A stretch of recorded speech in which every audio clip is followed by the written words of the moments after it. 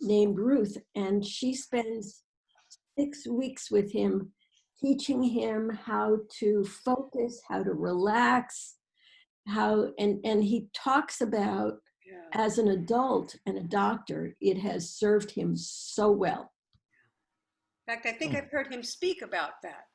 Yeah, he goes out and speaks. So He's a very good writer as well. So I highly recommend this book.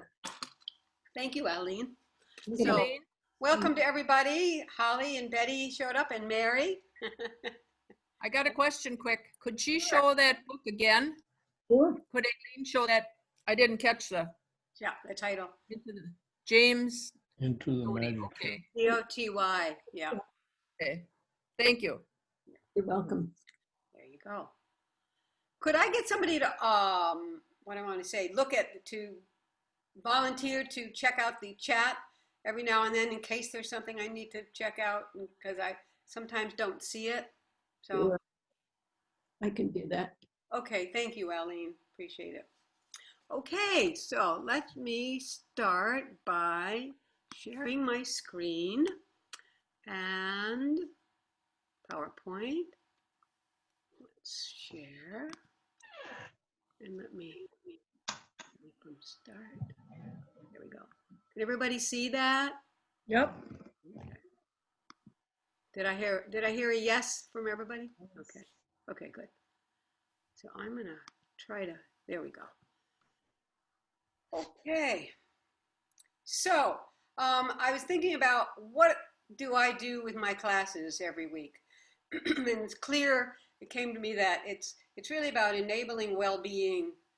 On the one hand, using techniques that we can improve and elevate our well-being or flourishing, and on the other hand, techniques that help us relieve suffering. So we need both. So anyway, that's what we have done and will be doing. So I wanted to read a quote by Thich Nhat Hanh, which I love. Waking up this morning, I smile. 24 brand new hours are before me. I vow to live fully in each moment and to look at all beings with the eyes of compassion.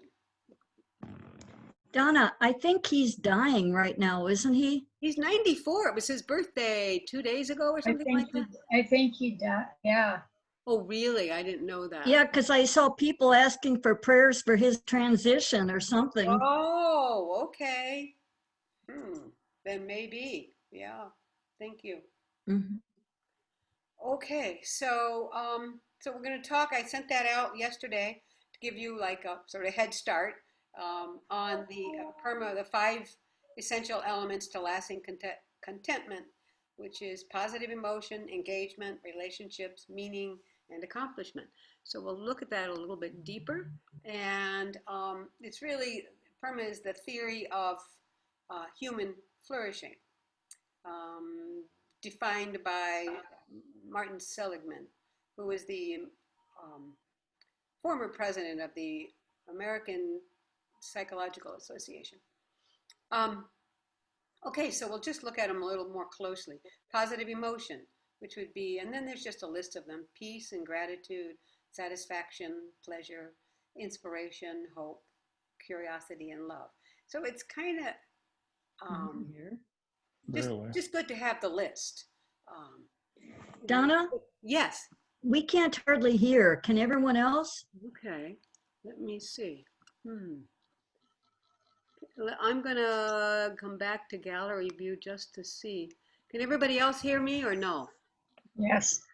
Yes, okay. We've got our speaker up as high as it goes. Huh. Isn't that odd? It must be us then. It must be, because everybody else seems to be able to hear. Okay. So, Okay. but I'll talk a little louder. Okay. Yeah. Well, it wouldn't work for the two of you though, because I was going to say sometimes putting in earbuds would help. Yep. Yeah. Okay. You want some? I'm going to. No, I'm good. Okay, would everybody Be all right. put yourself on mute so that we have no background interference? And I'm going to try it again to put this on thumbnail. There we go. So engagement. Pay attention to these, because I'm going to ask people to pick one of the 5 and just share which one of these elements of contentment or flourishing um, works for you, or seems to be the one that you're working with right now the most, or that's satisfying your life the most. So the second one is engagement. That's losing ourselves in a task or a project that gives us a sense of, it's like, where did the time go? Because we're so focused on what we're doing that, and I'm sure Aline does that with her art. Okay, and now let's try this. That interesting. Okay, figure it out. The third one, relationships. So relationships that need to be meaningful and positive, and there's a lot of studies that have been shown on that, on how the importance of having really good relationships and supportive relationships. Meaning, serving a cause that's bigger than ourselves, let's say religion, or something that helps humanity. And then the fifth one is accomplishment, so to feel some kind of life satisfaction.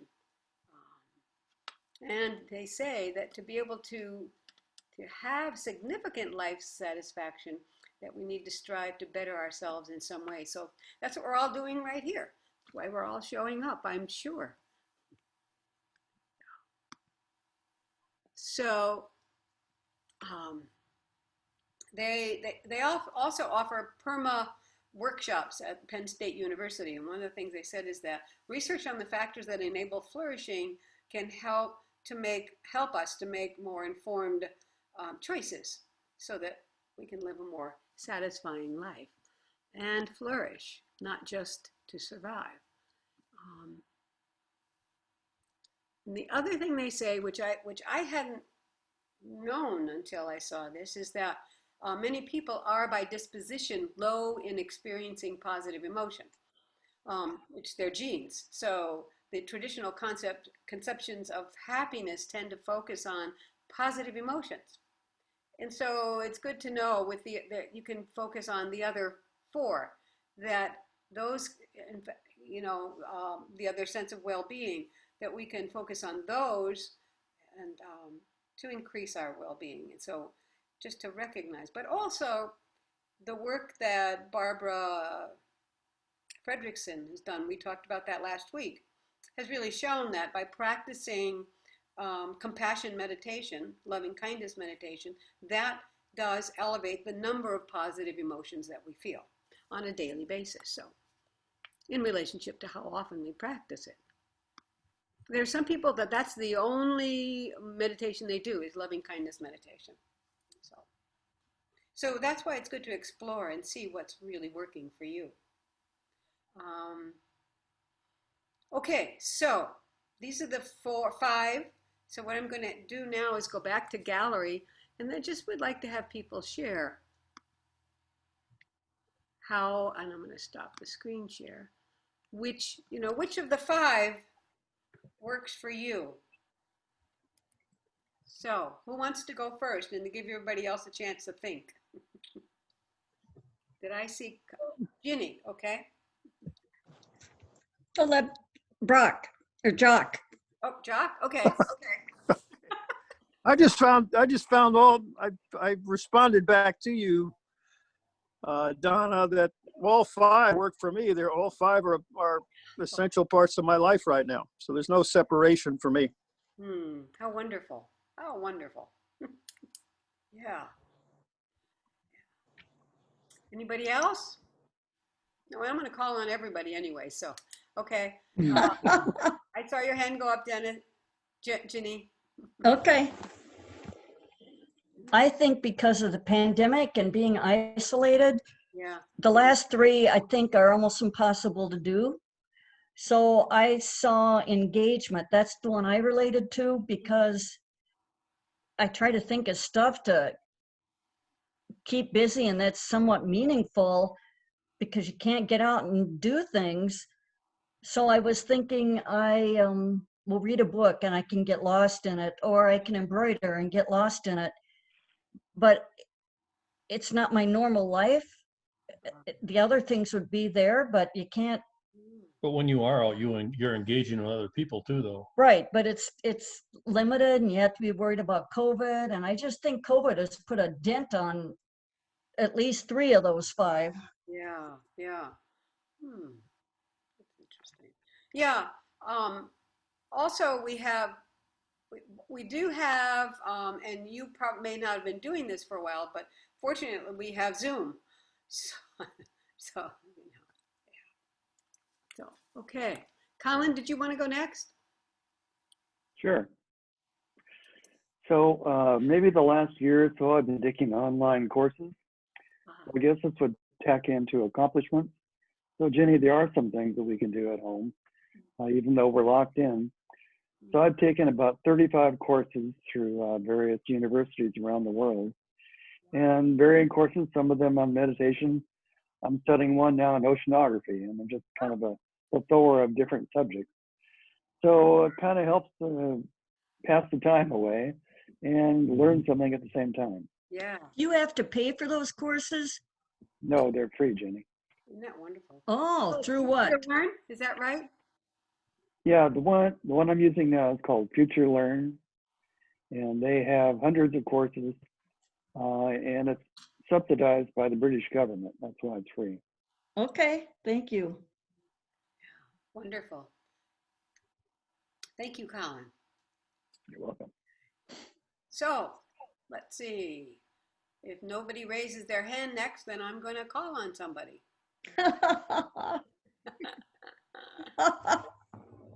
Hello. Okay, Anne. I guess engagement of all of them kind of stuck out to me because, again, I'm in a part of my life where I'm sort of reinventing myself in a lot of ways, starting over in a lot of ways, and engagement. I need to really start looking at friendships and people around me in a different way than I would have a year ago. And yeah, I think that's the one, what I think I'm getting out of this is to keep me focused on moving forward. Ah, okay. So to engage with others and have you, like friends or family? Is that what you mean? Well, yes. I mean, for the people online that don't know, I was widowed last December, and also moved into a brand new environment. So, and then COVID had hit. So, I've had to really depend on friends in a different way than I ever would have before. And recently I just had cataract surgery, which again made me look at friends in a whole different way and structure, my life in a different way. So I just daily engagement, I think, with people, with ideas, learning things on Zoom and other ways to keep connected with people. So just keep engaged. Don't go in a hole somewhere. Ah, good, good. Yes, yes. Yeah, that's really important. Good for you. I'm glad you're here. Me too. Holly, I saw you raise your hand. Yep. I probably the first one, the positive emotions. Uh-huh. There's so many that, I need to stay positive and I am, and I'm so blessed with my family and that we're well and my friends and that we've got the Zoom to do. And welcome back, Jenny and Dennis. We missed you. We missed you too. Do you have a good time camping? Yeah, we did. We had a lot of good times. So, yeah. Good. That's wonderful. Yeah. No, Thank you, it's Holly. all of them are good, but I think the first one is. Yeah. Okay, so who's gonna go next? Carol? Oh. She said, who's going next? I don't know. Dennis. Yeah. Well, I agree. They're all important. And the one that hit me, I guess maybe it's just the word engagement. I love that idea of getting lost in doing something. And there's a lot to do right now, you know, whether it's outdoors or online. I've done quite a few webinars online. Oh, But also with relationships, I can't see any of my family, but we've had several like hour or two Zoom meetings together with everybody and talking. And so that was really nice to see their faces and everything. yeah, and hear their voices. Wonderful. Thank you, Carol. Ellie, your hand up. Yeah. I agree that they're all really important. But on the list, I have starred engagement and relationships. Uh, the thing that I'm doing, and by the way, Anne, before I forget, my condolences to you. Yes. I thought you would understand her, Aileen. Oh, yeah. It was Absolutely. about the same time, wasn't it? No, my husband died in August 2019. Okay. But I was thinking of you when she said that, and I feel the same way. So good for you. Although my attorney told me don't make any big changes for a year. So the fact that you moved to a whole different place is yikes. That's big. But anyhow, so engagement in relationships. What I have started doing is reaching out and making new friends. I've joined or rejoined the synagogue in Wilmette, which is like 7 miles away from my house, attending Zoom services. And so making new friends of my own faith, which is kind of interesting because this is a very non-Jewish area. So I think that's sweet. And I also had reached out to some people before the lockdown, and we have continued sitting outside. It's going to be awfully difficult as New England gets much colder. But, you know, it's important to me, I think, because of the fact that we can't go out and I can't meet people. Yes. So those are the two that I started and why. Thank you. Thanks for sharing. I just have to share for a moment that when I lived in Connecticut, most of my friends were Jewish. So it's odd to hear you say to say that it's not a very Jewish area. Anyway, moving on.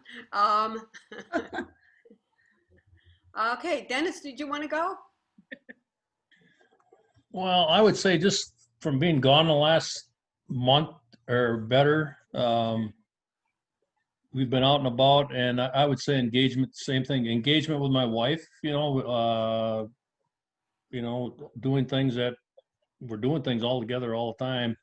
But I watch her engage with other people that she doesn't know, perfect strangers, and puts a smile on her face. And I think that's the thing that I'm going to try to do more of, the complete strangers, just, talk to them, say hi. And she always says, everybody's got a story. And, really deep down they do. They sometimes they want to share it with you. They want to share their pain with you. And we're just too busy sometimes to stop and listen and whatever. So, yeah, I'd say that's probably the biggest thing for me right now is just trying to get more engaged with other people. And Yeah. yeah. Oh, how wonderful. Well, you both tend to be quite gregarious anyway, especially Ginny. Yeah. Okay, so we now have Dorothy or Betty. Which one's going for? Okay, Dorothy. I would say I try to work with the positive emotions. So that's always something, an ongoing engagement for me would be when I watercolor or garden or I'm out in nature. or I'm reading, or I'm meditating. And I have about, 5 different meditations I do every day, which just afterwards I'm very relaxed and I know I've been totally into it. So I would say those two probably. Right now, with relationships, with the virus, I'm limiting going to the Y right now because we're having such a high virus Yeah. testing for positive in our area. Oshkosh and Neenah are supposed to be really high, and Wisconsin is high. So, and Sad. my son and my daughter-in-law are here from Virginia for 2 weeks. And so that's been really nice. Yeah. How wonderful. So that would deal with the relationships, I think. Yeah. You don't know how much you miss talking to people until you don't. Mhm. Yeah, that's true. That's true. The reason I got up is because you mentioned that you do watercolors. I wanted to show everybody Oh, that watercolor that you sent me. Oh my. Great to be Oh my inspired. gosh, that's beautiful. Yeah, isn't it delightful? Yeah, it is. Oh, that's so happy. Yes, yes. So, Oh my gosh, that's so bright and really, cheerful. it's very cheerful. Yes. So thank you, Dorothy. It's You're great to welcome. be a teacher because you get thank you cards. Anyway, thank you. So Betty. Yes, one thing I enjoy is this class, seeing everyone from all different locations and hearing their stories and just get an uplift from that. But I'm one who gets a lot of enjoyment from being outdoors. And luckily, so far, it's been nice out. So I walk every day and meditate when I walk. And I like to sit outside in the sun and read. And I just find that very peaceful. I read by the water and watch the geese and the ducks, and I find enjoyment in that. Oh, how lovely. Well, there's 3 of you now that I'm not, this is Mary and I'm not talking yet. I'm still thinking. Okay. You can share a little bit. So, okay, well, thank you. And it's really good to be able to share and articulate, the things that lift us. So let's go back to screen share. And is that it? No, there it is. Okay. And I'm going to try to now go on to the next one. And there. Okay. So what we're going to do in a moment is a practice called finding a positive feel, and then if you can't find a positive feel, then we're going to do creating a positive feel. And this guided meditation was created by Shinzen Young, who is a mindfulness teacher and a neuroscience research consultant.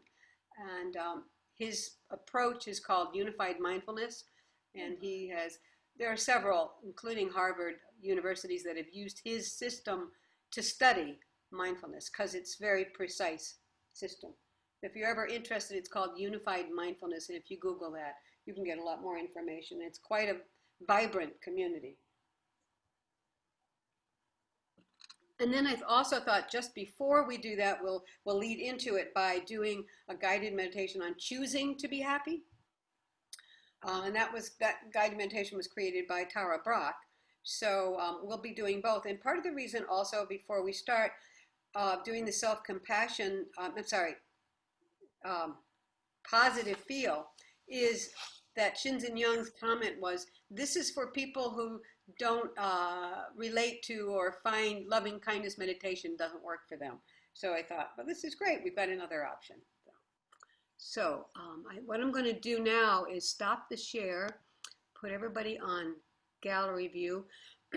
And because sometimes the internet cuts out, so I'll be looking up at you, and if you miss something that I say and you need me to repeat it, like a half a sentence or something, just raise your hand and then I'll repeat it. Okay, just in case. So you make sure everybody's on mute except for me. Good.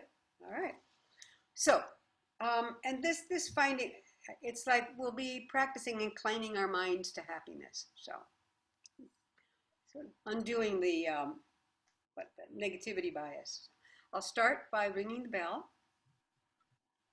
So you may want to dim the lights in your room, or even turn off your video, whatever feels comfortable for you. And I do want to mention also, just before we start, about sitting still and not moving. I'm not sure I brought it up before, but there is value in actually agreeing to yourself. I'm going to sit still, I'm not going to move, no matter what, even if I have an itch. Okay. And why do we do that? And I've said before, you've heard me say, in Zen, the instructions you get are sit down, shut up, and don't move. And that's it. I've been on several retreats, week-long retreats. Sit down, shut up, don't move. And if you have a question, then you can talk to the teacher later. Okay. At first, the body will rebel. You'll find discomfort. Yeah. But if you practice it long enough, I mean, I'm sitting on a prayer bench, so with no back. And I can do that now, for an hour straight without pain, as opposed to sitting in a chair where I can end up in pain. But the value in that is that we begin to learn how to come up face to face with discomfort and not do anything about it. We can accept it, and it's like sort of like, right, not now. I'm not going to deal with that, because right now I've decided I'm going to sit still. I remember somebody said something like, when you decide to sit still and your thoughts tell you I have to move, do you follow what your thoughts say, or do you do what you want to do? So think about that. So there is value in not, and part of the reason why I'm bringing this up is I think you all know that I sit with, probably about 20 people now at the virtual Zendo in every morning. And if you're interested, let me know. I did send out a link, but there's some new people on. And last week, because there were new people that have joined, and they didn't know about, don't move. And so they'd be scratching, and moving. And at the end, the abbot actually every now and then happens to show up and be on Zoom. And at the end, when we do the check-in, he yelled at everybody, "Do not move." I mean, it's like, and then a couple of the men got mad, he said, because it was like daddy telling me what to do. Anyway, it was kind of fun. But that's the Rinzai Zen, do not move. Anyway, so that's why I want to kind of go into, there is value in sitting still and not moving. And, you can do it for a half hour, but in the beginning, try it for like 3 minutes to not move when you're sitting without support, okay? Because part of it is self-support. So anyway, that's my little instruction for beginning. Okay. So let's take a deep breath. Turn our attention now inward.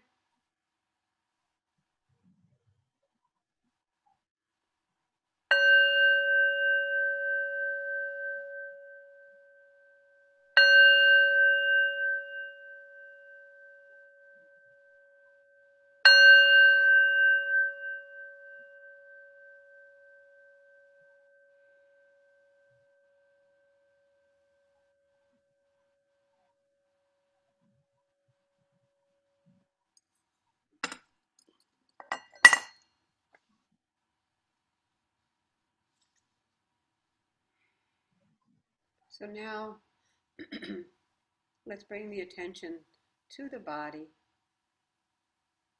and allow the body to get in as comfortable a position as you can.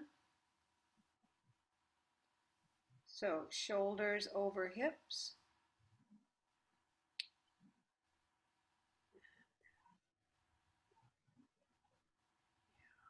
And then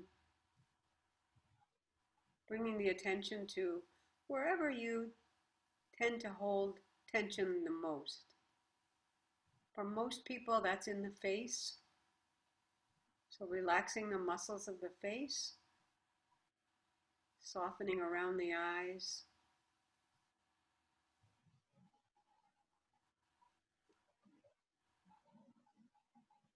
relaxing the lips and the tongue.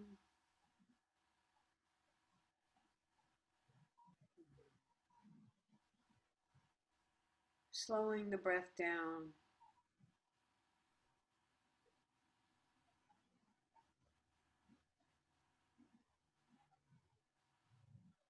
And then scanning the rest of the body, noticing where you have any tension, and inviting the body to relax.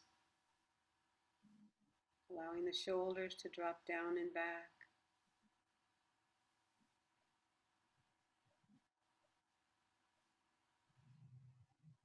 Releasing any tension that you find.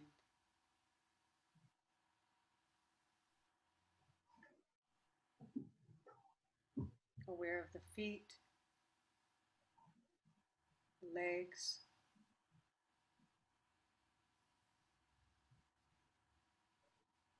the support of the chair,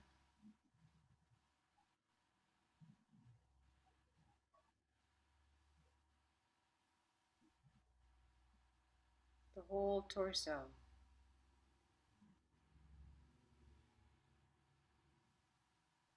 Arms and legs.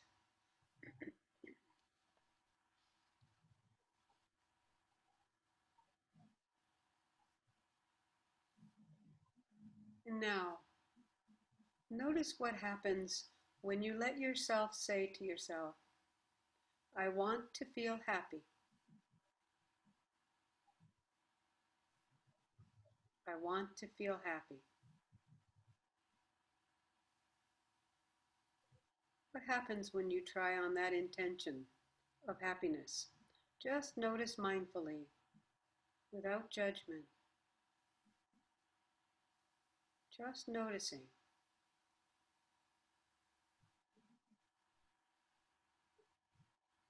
Noticing if it brings up the doubt of what's possible.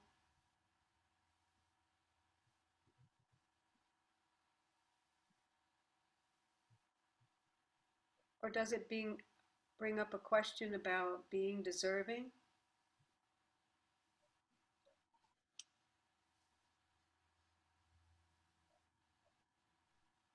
Or maybe thoughts like self-serving.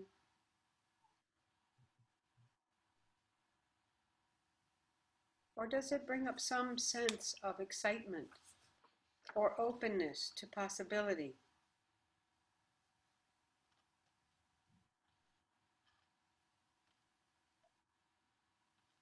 What does it bring up? To sense or have this aspiration to feel happiness, to experience the natural potential for joy or well-being.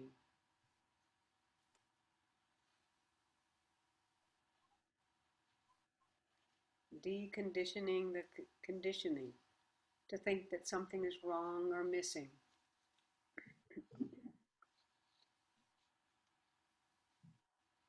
So just noticing and no judgment.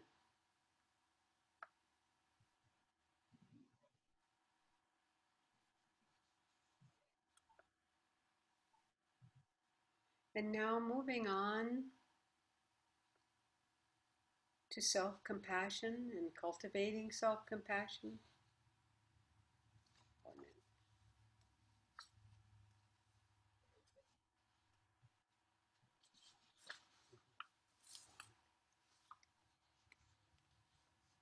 Perhaps leaning now instead of self-compassion. We'll do that later. Inclining the mind to happiness first. So finding a positive feel and creating a positive feel. So at first we'll explore the spontaneous presence of positive feel in your body, like interest or enthusiasm or joy. There may or may not be either way, no judgment. Simply keep searching. If it is here, focus all your attention on it. Anything that's emotional and pleasant, and how broadly it's present in your body. Focus your attention on it.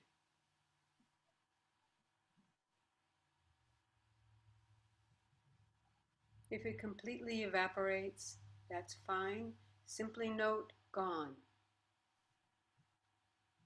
But as long as it's there, just focus on it. And if anything pulls your attention away, let it go and gently return to finding a positive feel in your body.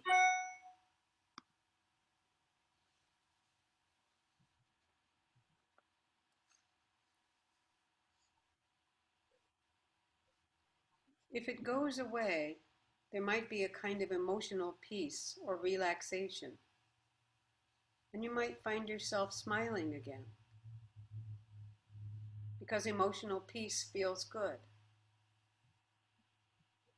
Then that will create the cycle of joy.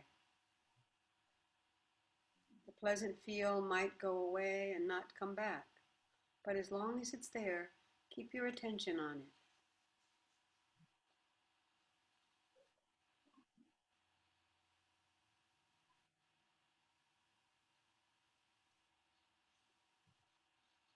You might be aware that there's a feeling that is neutral.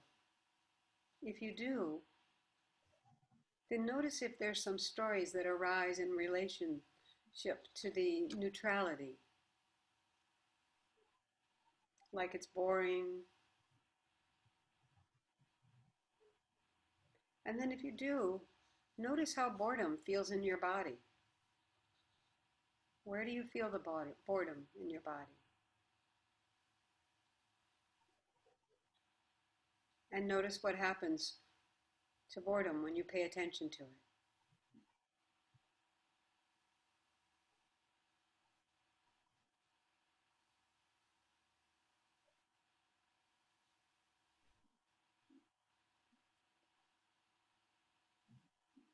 You might notice that there's an unpleasant feel in your body. And if you do, then notice any stories that arise, like not fair or why now, and then let them go. And describe to yourself how the unpleasant feel shows up. Perhaps it's a tightening or a soreness or tingling. Just notice where in your body the unpleasantness shows up.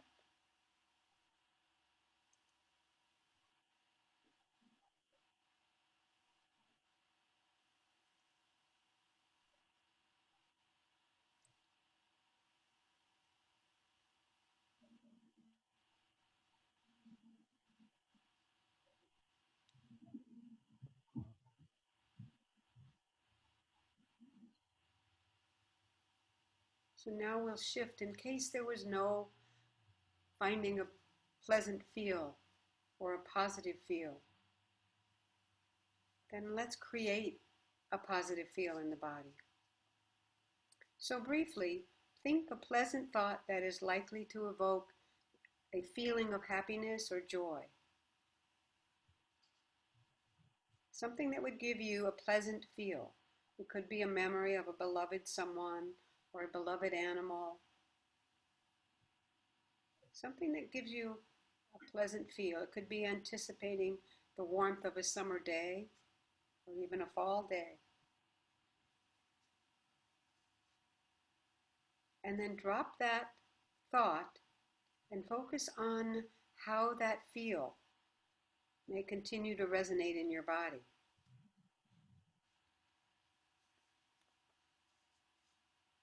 Sort of like your body is an emotional bell, and the striker is the thought. If you briefly think a pleasant thought, it's like striking the emotional body bell. And then you can tune into the resonance for as long as it lasts and strike it as many times as you want.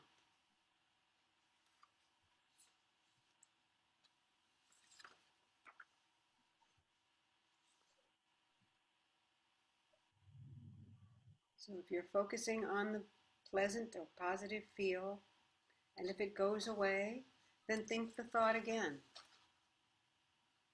Just enough to get the body momentum of the pleasant feel.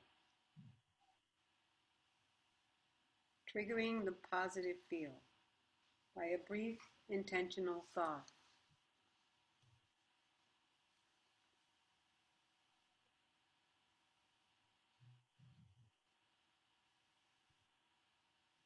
You may need to think a positive thought repeatedly, or it may be that your body is emotionally resonant.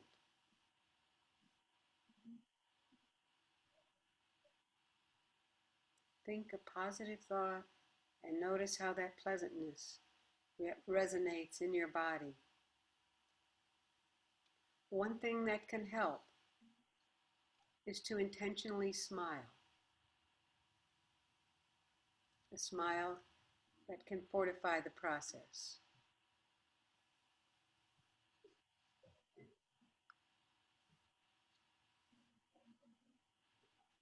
So the focus isn't the thought, it's the emotional body we're training. We're training our emotional circuits to strengthen the positive emotional muscles. Strengthening our emotional circuits to strengthen the positive emotional muscles.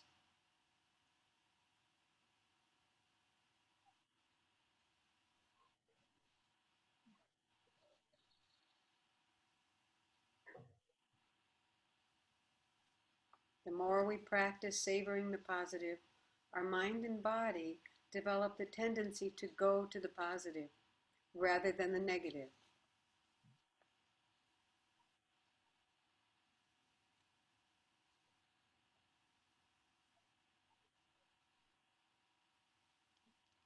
When you detect the pleasant feel, try to broadly spread your attention within it. If possible, try to experience it over your whole body. So you stretch your attention over it, to the right and left, up and down, front and back.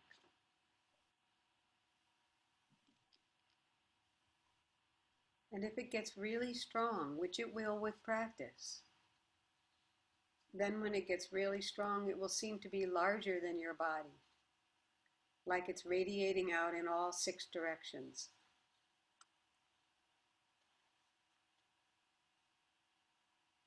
Like a high-watt broadcaster.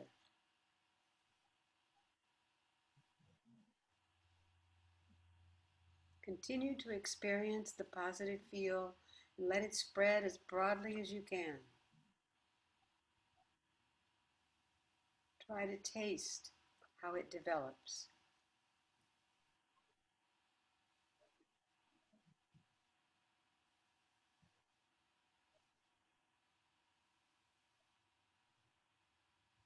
So your object of focus is this pleasant experience.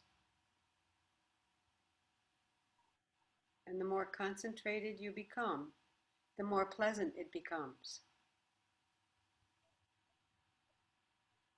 motivating you to become even more concentrated on this positive feel. And that creates a positive feedback loop.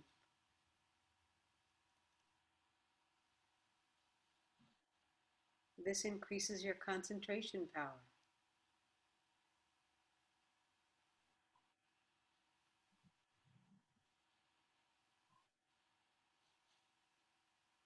And now, before actually opening your eyes, imagine opening them and keeping your awareness on the pleasant feel.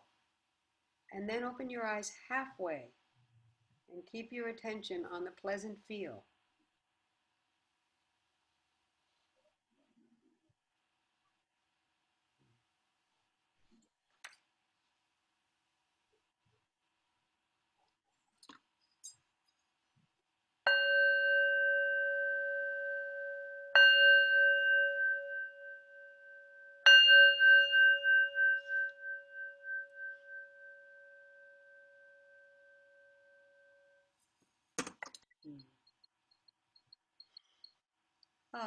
So one of the things that he's doing, and it does, the more you practice having a positive feel, it does get stronger. And also consider, let's say you come up over a hill and you see this gorgeous scene out, you're on the top of a mountain, or there's a beautiful, the ocean is there and big waves, or a rainbow. Just consider that beauty and that positive feel that you have. So what is the source of it? We usually think it's the view that we're seeing, but the truth is we can actually, if we stop, it's really coming from us. We're creating that positive feel. So we can use our thoughts to create that positive feel. So that's important to keep in mind though. So what's the source of our happiness? We are. Yes, Ginny. It's what we tell ourselves about what we see. Yeah. The stories.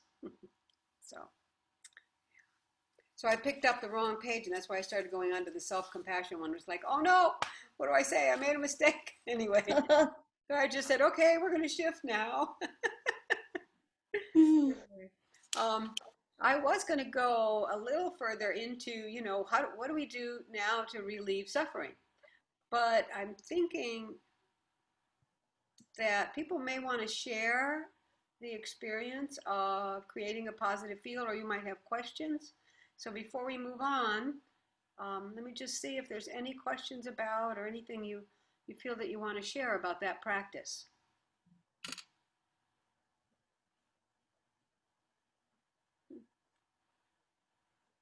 Holly, you look like you're unmuted. Yes. I wanted to tell you that this is the first time that you ringing the bell in the beginning and the end really sounded the best. Thank you. It was whatever you did was the best. Great. Yeah, I was able to figure out how to make it sound. Yes. Oh, very good. That's good to hear. Thanks. That was good.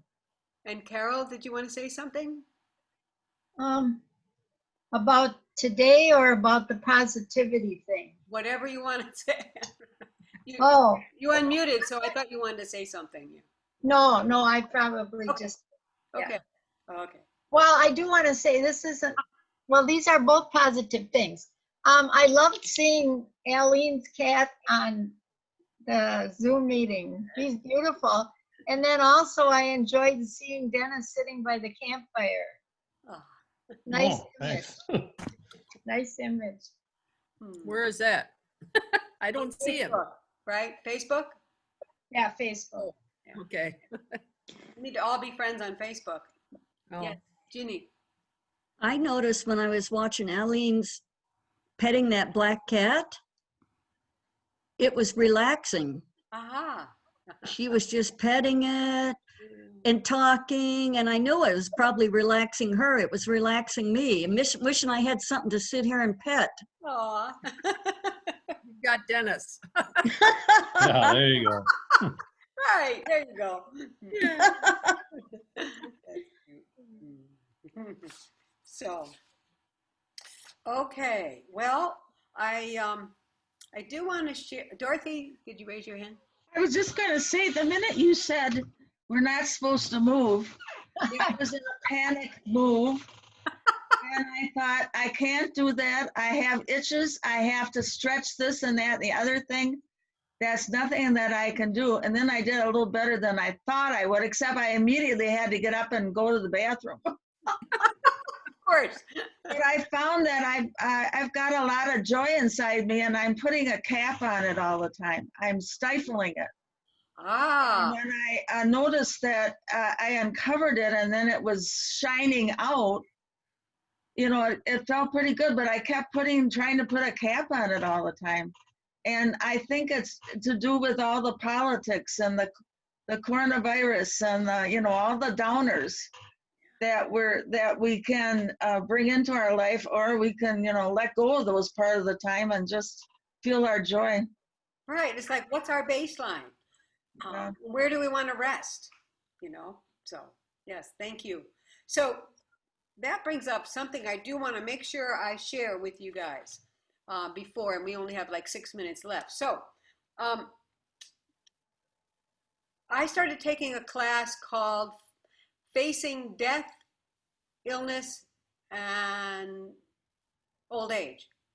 Um, and the class is with Jimpo, the abbot of the Zen order that let's say I belong to.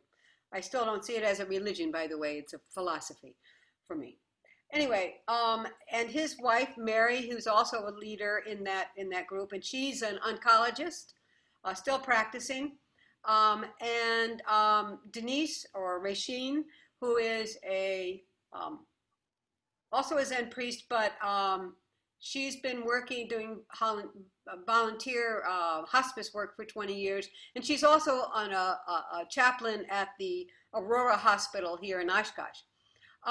So I love all three of these people, and so I started taking the class thinking I just want to hang out with them, but I don't really want to face my death. But anyway, I thought, well, maybe I can learn something about it. So in the first week it was okay, but last week, the second week, someone brought up that he was facing, since the class started, that he was feeling he's a young man too, from the Netherlands, and that he was facing his death brought up a huge amount of grief in him. So people started talking, they were talking about grief and how do you deal with grief? And I thought, well, a lot of us are dealing with grief, especially with COVID going on and losing partners and loved ones. So one of the things that Mary said, Vikara, is that the way they kind of described it is with any afflictive or difficult emotion is to feel it, get the information, because as Jimpo has said, and you guys have heard me say before, and we'll talk a lot more about this next week, but that we need to change our understanding of the function of emotion and to see it as information. Okay.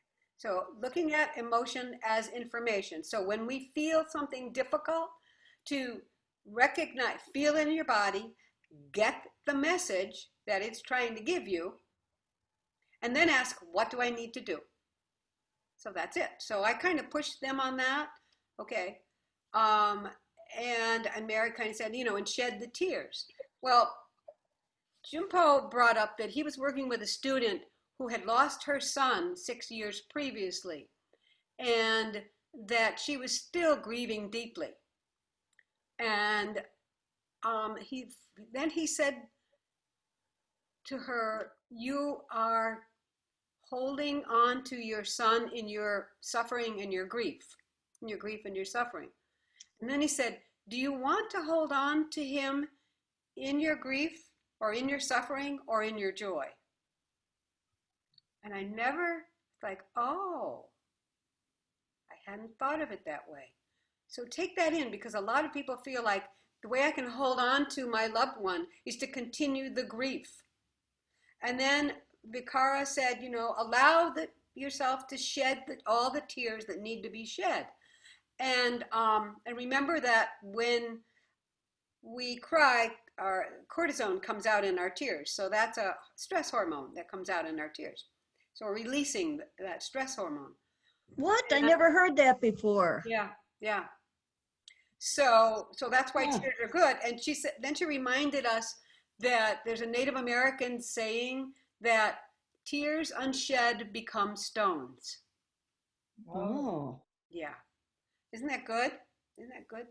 So, it's interesting because afterwards I thought about, because whenever I think about my dog, Zappa, who died probably 4 years ago now, the tears will start to come.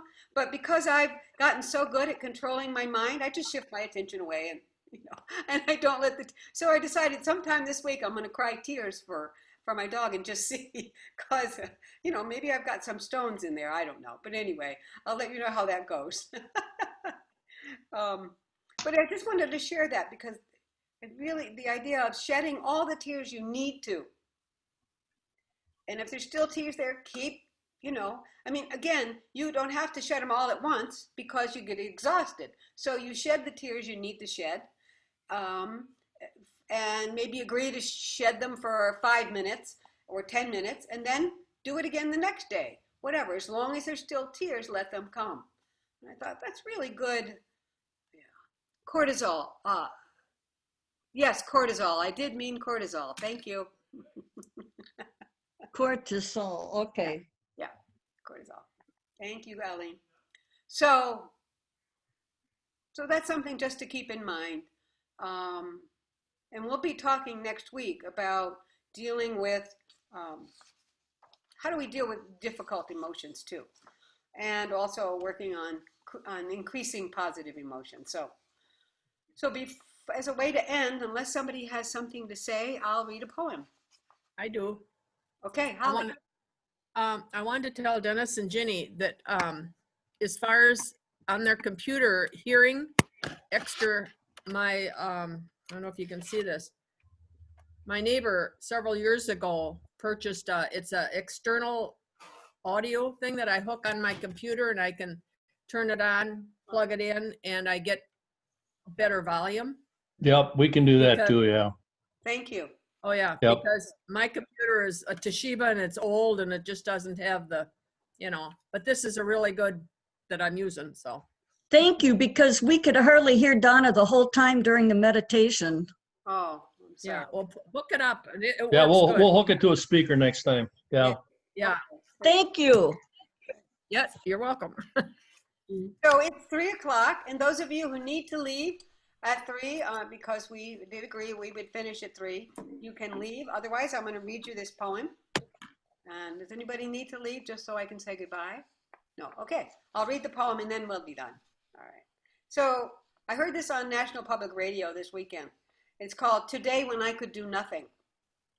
Today when I could do nothing, I saved an ant.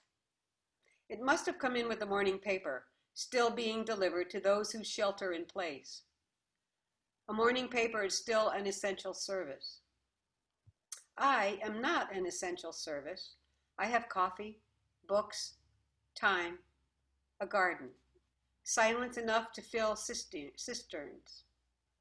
It must have first walked on the morning paper, as if loosened ink taking shape of an ant, then across the laptop computer, warm, then onto the back of a cushion, small black ant alone, crossing a navy cushion, moving steadily, because that is what it could do. Set outside in the sun, it could not have found its nest again.